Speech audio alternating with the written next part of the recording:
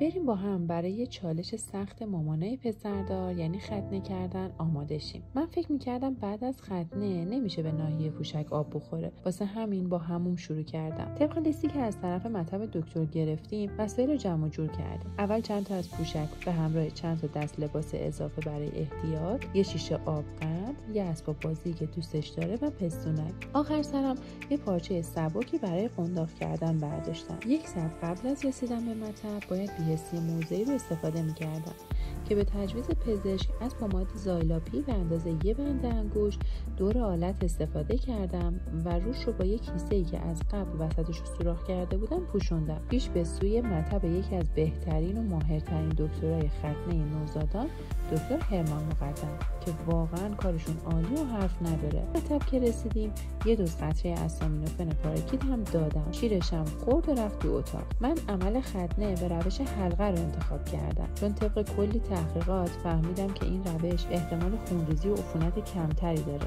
و دوره نقاهتش از روش‌های جراحی سنتی کمتره. این روش به صورت سرپایی تو مطب بدون بیهوشی انجام میشه. اینم بگم که طبق نظر دکتر هرمان مقدم گلدن تایم انجام ختنه 30 تا 60 روزگی کوچولو هست. خلاصه تو کل مدت عمل برخلاف تصورم حتی یک ذره صدای گریه هم نداد. بعدش هم دکتر هرمان مقدم با اون پارچه‌ای که آورده بودم قنداقش کرد. در مورد بعد از عمل باید بگم که اولین باری که ادرار کرد فوق‌العاده بیتاب شد و گریه میکرد، طوری که اشک منم در اومد. ولی بعد از اون با مصرف به موقع اسامینوفن دیگه بیقرار نشد. الان که این ویدیو رو میذارم تقریبا 1 هفته از عمل میگذره، حلقش هنوز نیافتاده ولی خیلی نزدیکه. با مراقبتایی که دکتر گفتن اصلا عفونت نکرد. حالا اگه توضیحات مراقبت بعد از عمل از زبون خود دکتر هرمان مقدم رو میخواد، کلمه ختنه رو برام کامنت کن تا ویدیوشو برات بفرستم. تو کپشنم هزینه عمل رو بهت گفتم.